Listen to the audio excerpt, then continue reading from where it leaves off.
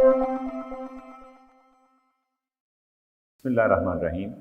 Today we are going to start E11, आपका E11 portion, और preposition आज का हमारा टॉपिक है। प्रेपोजिशन के बारे में एक चीज़ आपको बिल्कुल क्लियर रहना चाहिए कि प्रेपोजिशन के जिस तरह हमने रूल नाउन, प्रोनाउन, एडजेक्टिव के पढ़े हैं, इसके रूल 100% कभी भी एप्लीकेबल नहीं हो सकते। और इसमें जो सबसे इम्पॉर्टेंट काम है वो ये है कि प्रेपोजिशन ट्रेडिशनल होती है। जिस कौम में ये हरफ जार या प्रेपोजिशन बोली जाती है, उस लैंग्वेज के मुताबिक ये रूल्स जो हैं वो हम किसी हद तक तो ड्राइव कर सकते हैं, लेकिन प्रेपोजिशन में हम 100% रूल्स जो हैं उनको अखज़ नहीं कर सकते।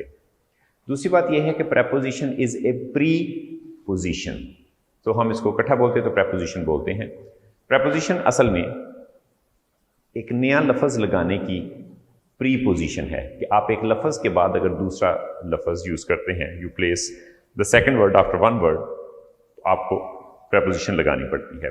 एक बात आप जहन में रखें कि हमारे जो ट्रांजिटिव वर्ब्स हैं कॉमनली उनके बाद प्रेपोजिशन नहीं आती जब हम ऑब्जेक्ट यूज़ करते हैं, लेकिन जितने भी आपके इंट्रांजिटिव वर्ब्स हैं उनके बाद हमें प्रेपोजिशन लगा के कोई वर्ड लगाना पड़ता है, क्योंकि ट्रांजिटिव वर्ब्स को ऑब्जेक्ट रिक्वायर्ड नहीं होता, और ट्रांजिटिव वर्ब जो हैं उनके बाद हम एडवर्ब लिखते हैं, एडवर्बियल फ्रेज लिखते हैं, एडवर्बियल क्लॉज लिखते हैं।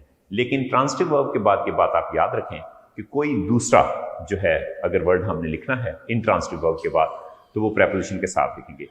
ट्रांजिटिव के बाद डायरेक्ट ऑब्जेक्ट आ जाएगा, इंट्रांजिटिव के बाद आप कोई ना कोई प्रेपोजिशन लगाएंगे तो नया लफ्ज़ लगा सकेंगे, वरना नहीं होगा। दूसरी बात, अगर आप सिमेंटिकली देखें तो प्रेपोजिशंस जो हैं जनरली ये एडवर्ब के तौर पे ज़्यादा काम करती हैं। दो प्रेपोजिशन जिनमें अगर आप देखें ऑफ और विद जो हैं, कॉमनली ये एडजेक्टिव के तौर पे काम करती हैं। किसी भी नाउन के बाद अ मैन ऑफ वर्ड, तो ऑफ वर्ड जो है वो उस आदमी की तारीफ है। A man with a lot of wealth, यानी कि wealthy man with a lot of wealth, उसकी तारीफ करती है।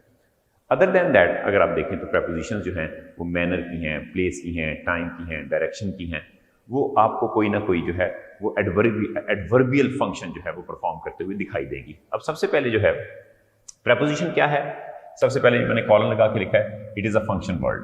ठीक है जी, कॉलन को आप यूँ समझ लिया करें कि इट शोज एन इक्वलेंस, उसकी बराबरी शो करता है, अपोजिशन को शो करता है कि प्रेपोजिशन जो है that is a function word. It functions to join two words together, it functions to show the relation between the two words. ये दो अल्फाज के दरमियान जो है वो एक ताल्लुक कायम करने के नाम को हम कह सकते हैं। अब आप देखें डेफिनेशन के हवाले से कि preposition shows relations between two words. कैसे? Aslam lives in Lahore. अब लिव जो आपका वर्ब है और पेरिस जो कि नाउन है, उसका आपस में जो लिंक है that is due to preposition. और लिव्स आपका इंट्रांजिटिव वर्ब है। इस इंट्रांजिटिव वर्ब के बाद जब आपने पेरिस लगाया तो you need a preposition between these two words. अच्छा, अब मैंने दूसरा इसका पॉइंट लिखा हुआ है कि कॉमनली फंक्शंस एज एडवर्ब, कि प्रेपोजिशन जो है वो एक एडवर्ब के तौर पे काम करती है। For example, he met me at the stop, तो ये एडवर्ब ऑफ प्लेस है। We will have reach there by the evening, ये एडवर्ब ऑफ टाइम है। अब हम प्रेपोजिशन को स्टेप बाय स्टेप जो है वो डिस्कस करेंगे। सबसे पहले हमारी प्रेपोजिशन है टू, कि टू जो है वो हम कहाँ यूज कर सकते हैं, कौन कौन सी जगहों पे हम टू को यूज करेंगे। तो देखते हैं सबसे पहले कि indicates movement, or action, or condition suggesting some movement, यानी कि कोई भी आपकी मूवमेंट टूवर्ड ए प्लेस, यानी कि ये शो करती किसी मूवमेंट को, किसी एक्शन को, कंडीशन को, suggesting some movement toward a place, और ये किसी वर्ड की, किसी जगह की तरफ, किसी पर्सन की तरफ जाने को शो करती है, यानी कि ये डायरेक्शन को शो करती है। अगर आप इसको देखें तो ये डायरेक्शन को show, for example he drove to city, इसका मतलब है कि टू ने किसको शो किया, डायरेक्शन को शो किया। He drove to, he went to lunch, यानी कि वो गया किस तरफ, लंच करने के लिए, यानी कि that shows a kind of direction. तो ये एक किस्म की जो है वो डायरेक्शन को जो है वो शो करता है। दूसरे नंबर पे जो टू है मैंने यहां पे लिखा है टू इंडिकेट डायरेक्शन, डायरेक्टली भी है। Still there is a mile to the south, यानी कि साउथ तक पहुंचने में अभी आपको, साउथ की जानब जाने में अभी आपको 1 मील और तय करना है, या आपको साउथ की तरफ 1 मील और तय करना है। He turned his back to the door, तो उसने दरवाजे की तरफ अपनी कमर कर ली, यानी कि कमर की डायरेक्शन दरवाजे की तरफ कर दी। नेक्स्ट आपका पॉइंट है टू इंडिकेट एडिशन, इजाफा करने के लिए, अटैचमेंट, जिसे हम कहते हैं ना ऐड वाटर टू अल्कोहल, ठीक है ना, ऐड वाटर टू कोक, तो इसका मतलब कोई चीज का एडिशन करने के लिए। Attachment, the bell is connected to our office, attachment को शो करनी, वही कनेक्शन एंड अटैचमेंट रिलेशन को शो करने के लिए। He is nothing to me, उसका मेरे साथ कोई ताल्लुक नहीं है, कनेक्शन को शो कर देगा। उसके बाद ये शो करेगा बिलोंगिंग को, बल्कि this thing belongs to me, ताल्लुक को शो करने के लिए, पोजेशन को शो करने के लिए। ताल्लुक और पोजेशन एक ही बात है। अकॉम्पनीमेंट, ठीक है ना, किसी भी रिलेशन को शो करने के लिए। What is he to me, उसका मेरे साथ क्या रिलेशन है, क्या ताल्लुक है। रिस्पॉन्स को शो करने के लिए, ठीक है ना। उसके अलावा आप देखें सेंटेंस के जरिए कि where are the keys to the door, कि दरवाजे की चाबियां कहाँ हैं, इनका मतलब कि जो चाबियां हैं उनका ताल्लुक दरवाजे से चाहिए। He comes to her call, वो उसके बुलाने पर आया, इसका मतलब he has some connection, he has some relation, जिसकी वजह से वो आया। उसके बाद टू इंडिकेट कॉन्टैक्ट और प्रॉक्सिमिटी, कुर्बत को शो करने के लिए, नियरनेस को शो करने के लिए आप हैं। There are 100 miles to the town, कि टाउन तक पहुंचने में अभी हमें 100 मील तय करनी है। To indicate relative position, for example this instrument is perpendicular to the floor, तो ये एक परपेंडिकुलर यानी कि रिलेटिव पोजीशन को शो करने के लिए है। To indicate the result of an action, यानी कि कोई भी अगर अमल हुआ तो उसका रिजल्ट क्या निकला। For example the glass was broken two pieces, action क्या था, उसका टूटना, रिजल्ट उसका क्या आया, टुकड़ों में तकसीम हो जाना। उसके बाद एक और, to their surprise the train, यहां पे कॉमा आएगा, to their surprise the train left on time, और वो हैरान रह गए, यानी कि ये बात उनकी हैरानगी के लिए थी कि जो गाड़ी थी वो वक्त पर चली गई। उसके बाद gives the meanings of before, before का मतलब भी देता है। For example there are still 5 minutes to 10, कि अभी भी 10 बजने में 5 मिनट हैं, यानी कि आपने एक बिफोर का मतलब दिया कि 10 बजने से पहले अभी 5 मिनट मौजूद हैं। They are still 5 to 10, 5 to 10 से मुराद ये है कि 5 मिनट हैं अभी 10 बजने में, तो वो बिफोर की एक सेंस जो है वो भी प्रेपोजिशन आपको प्रोवाइड करती है। ओके स्टूडेंट्स, नेक्स्ट टू के कुछ और रूल्स हम करते हैं। टू इंडिकेट एक्सटेंट और डिग्री, कोई लिमिट जिसको आप कह दें उसको बयान करने के लिए, हद बयान करने के लिए, किसी चीज की बुलंदी को, कमी को, शिद्दत को बयान करने के लिए। मिसाल के तौर पे he is loyal to his country, यानी कि उसकी एक एक्सटेंट है country. She is generous to fault, यानी कि वो जो भी फॉल्ट होगा उसके लिए जेनरस है, अगर आपको गलती करेंगे तो बुरा नहीं बनाएगी। टू इंडिकेट अग्रीमेंट, ठीक है, एग्रीमेंट को शो करता है। मिसाल के तौर पे to indicate agreement, to indicate extent of degree. मिसाल के तौर पे he added salt to the taste, यानी कि इतना नमक उसने ऐड किया जो उसके टेस्ट के साथ एग्री करता था। This information is an addition to my knowledge, यानी कि ये जो इंफॉर्मेशन थी वो मेरे नॉलेज में एक इजाफा थी, ये इंफॉर्मेशन मेरे नॉलेज के साथ एक किस्म का एग्रीमेंट था, ये वो इंफॉर्मेशन थी जिससे मेरा इल्म इम्प्रूव हुआ। अब हर इंफॉर्मेशन हमारा इल्म इम्प्रूव नहीं करती, हमारे एरिया का जो इल्म है जितना हमें पता है मजीद उसमें जो इजाफा करे। तो this information is an addition to my knowledge. To indicate a proportion in terms of number or quantity, ठीक है, नंबर भी हो सकता quantity. The odds of hitting this kind of object are 10 to 1, इस तरह की चीज के टकराने का इम्कान 10 में से 1 है। उसके बाद to indicate the limit or limit of extent, यानी कि किसी भी हद की लिमिट को बयान करता है। ही स्ट्रिप्ड हिमसेल्फ टू वेस्ट, यानी कि वेस्ट तक उसने, तो लिमिट ऑफ द एक्सटेंट, ठीक है ना, कोई भी एक्सटेंट जो है या लिमिट जो है उसको बयान करेगा। To indicate purpose, intention, tendency, रुझान एंड रिजल्ट, उसको भी बयान करता है। For example he drank to his health, ठीक है ना, उसने उसकी जो है सेहत के लिए पिया। ही केम टू आवर एड, ठीक है, उसका इंटेंशन था कि वो हमारी मदद करे। We go to college to study, तो ये हमारा पर्पस हो गया। Tendency, he is inclined to, ठीक है ना, अगर आप टेंडेंसी के हवाले से मुझसे पूछें तो ही इज इंक्लाइंड टू, ठीक है ना, स्टडीज, यानी कि तालीम की तरफ उसका रुझान है। गेम्स या गेम्स की तरफ, he is inclined to studies, he is inclined to games, ठीक।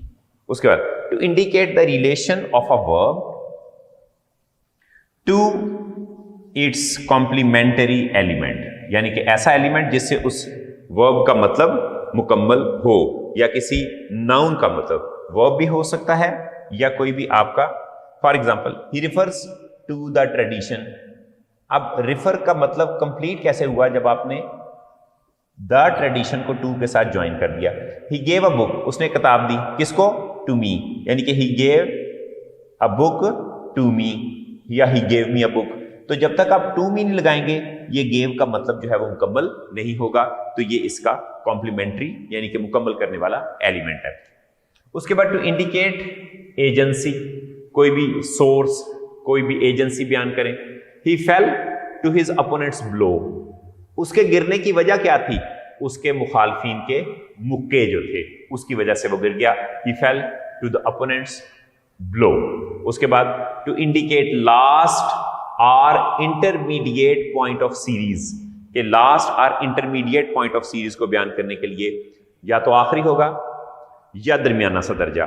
This work is inferior to her earlier works, कि ये काम उसके पहले कामों से जो था वो इंफीरियर था, तो ये उसके जो इंटरमीडिएट पॉइंट है उसको बयान करने के लिए हम टू यूज करेंगे।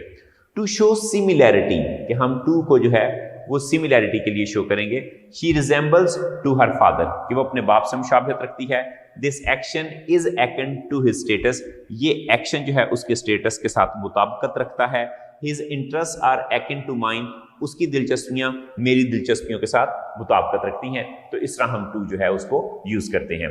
ये जितनी मैंने आपको एग्जांपल्स बयान की हैं, अगर आप इन एग्जांपल्स को अच्छी तरह याद कर लें तो इनसे मिलते जुलते वर्ड जो हैं वो आपको समझ आ जाएंगे। यहाँ पर ये जो मैंने सारे पॉइंट्स लिखे हैं, इनफैक्ट ये मैंने कोशिश की है कि आप प्रेपोजिशन का जो एक सिमेंटिक स्टेटस है उसको समझ जाएं। मिसाल के तौर पे जिस तरह मैंने कहा इंक्लाइंड टू, एक एग्जांपल है, तो टेंडेंसी टू भी होगा, ठीक है। इस तरह इंक्लाइंड के जितने भी, इंटरेस्ट टू, जितने भी इससे मिलते जुलते सिनोनिम आएंगे उनके साथ टू आएगा। अगर आपको एक सेंस पता है किसी प्रेपोजिशन की, तो फिर डिक्शनरी में तो 1000 एंड 1000 वर्ड्स हैं, तो आप सारे तो नहीं याद कर सकते, ना ही सारी प्रेपोजिशन याद कर सकते हैं अनटिल अनलेस कि वो आपके डे टू डे कम्युनिकेशन का हिस्सा हो। तो जो हम कर सकते हैं वो ये है कि हम इन प्रेपोजिशन का जो एक सिमेंटिक स्टेटस है उसको समझने की कोशिश करें, एक बात।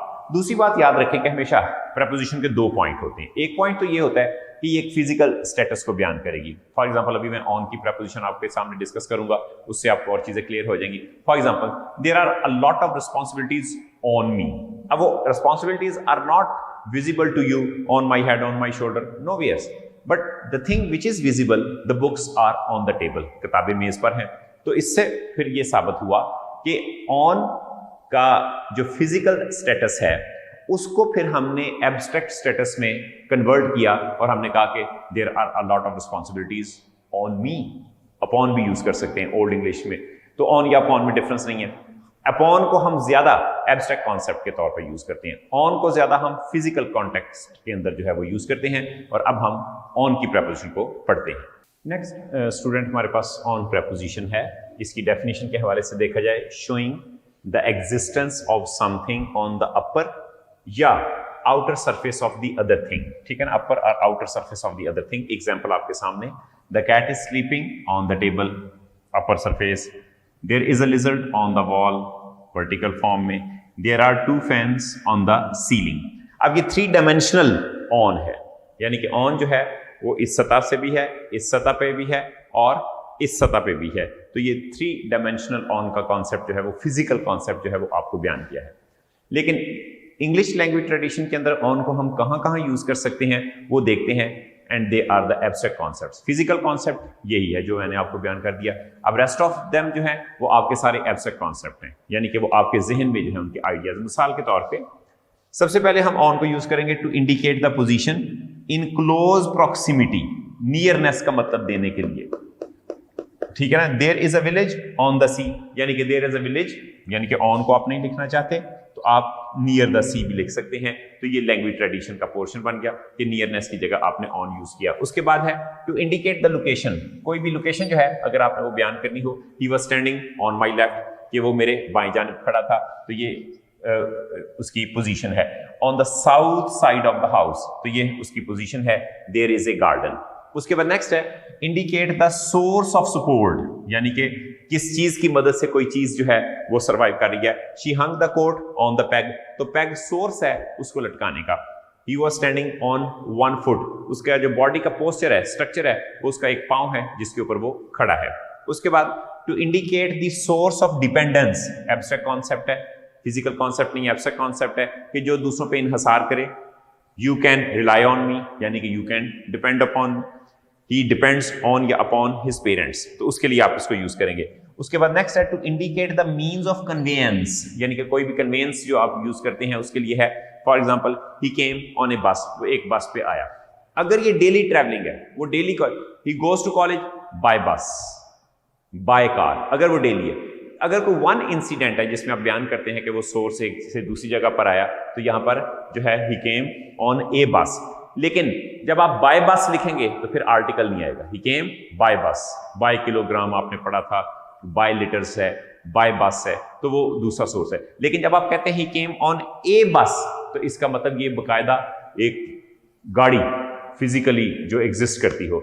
जब आप कहते हैं ही केम बाय बस, तो वो एक इसका सोर्स है, जबकि ये उस सोर्स का एक यूनिट है। ही केम ऑन ए बस। उसके बाद नेक्स्ट है to indicate presence in possession of, presence किसी चीज का होना, इन पोजेशन ऑफ किसी की मलकियत में। मिसाल के तौर पे the police found a knife on him, police को उससे एक चाकू मिला, तो इसका मतलब यह है कि वो चाकू जो था वो उसकी पोजेशन में था। उसके बाद टू इंडिकेट टाइम फ्रेम, आपको एक टाइम फ्रेम बयान कर देते हैं। For example a meeting will be held on Monday, तो जब आप ऑन मंडे कह देते हैं तो ये एक टाइम फ्रेम है। टाइम फ्रेम को बयान करने के लिए और भी बहुत सी चीजें हैं, मिसाल के तौर पे on Eid day, on the eve of, on the 10th of this month, तो इस तरह के जो एक्सप्रेशंस हैं वो आपके एक टाइम फ्रेम को जो है वो बयान करते हैं। उसके बाद नेक्स्ट पॉइंट है to indicate occurrence when something begins और इज डन, यानी कि कोई भी वाकया जब वो शुरू होता है, जब वो खत्म होता है, तो फिर भी हम ऑन लिखते हैं। मिसाल के तौर पे यू हैव टू पे कैश ऑन डिलीवरी, कि तुम्हें जब चीजें पहुंच जाएंगी तो कैश देना पड़ेगा, तो इसका मतलब when the thing is done, when the total process is done, तो फिर वो एक काम करेंगे, तो उसके लिए जो है वो आपको ऑन यूज करना पड़ेगा।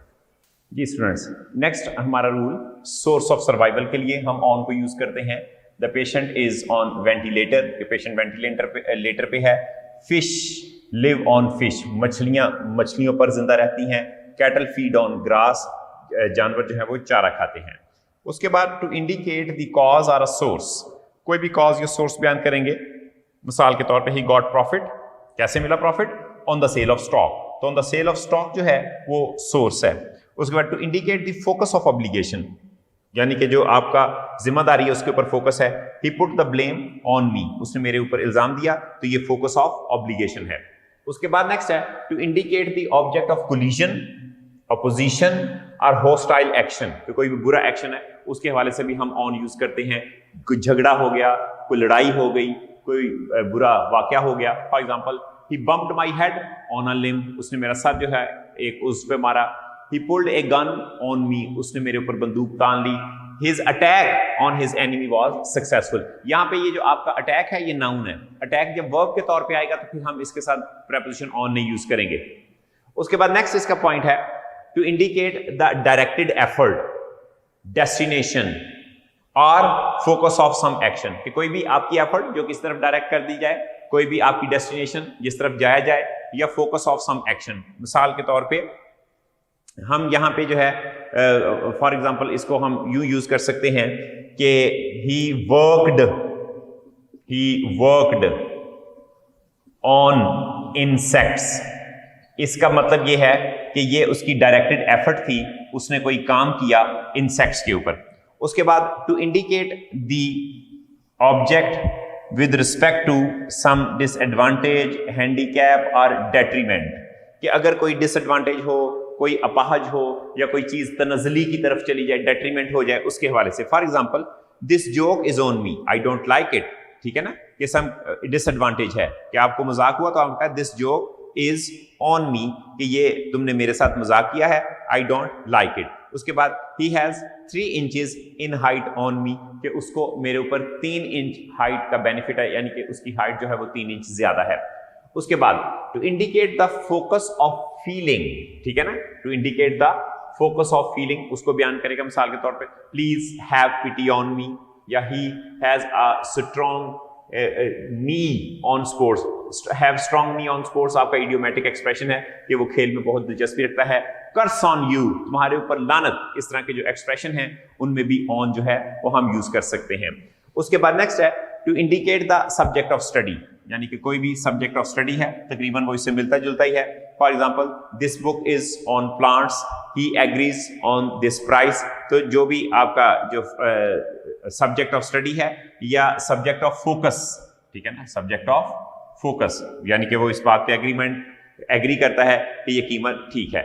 उसके बाद टू इंडिकेट रीडुप्लीकेशन या सक्सेशन, यानी कि एक के बाद एक चीज के होने को भी हम ऑन के जरिए बयान कर सके। एक के बाद एक वाकया हो गया, for example loss on loss, he faced loss on loss, या he faced trouble on trouble. तो इस तरह की जो डुप्लीकेशन और सक्सेशन है उसके लिए भी हम ऑन को यूज करते हैं। तो यहाँ पे आपने जो चीजें देखी ऑन के हवाले से, they are traditional and they are related to the idiom of English language. तो ऑन को सवाए सरफेस के बाकी हम जहां जहां भी यूज करते हैं वो सारे उसके एब्स्ट्रैक्ट कॉन्सेप्ट्स हैं। और याद रखें कि प्रेपोजिशन फिजिकल से एब्स्ट्रैक्ट की तरफ जाती है।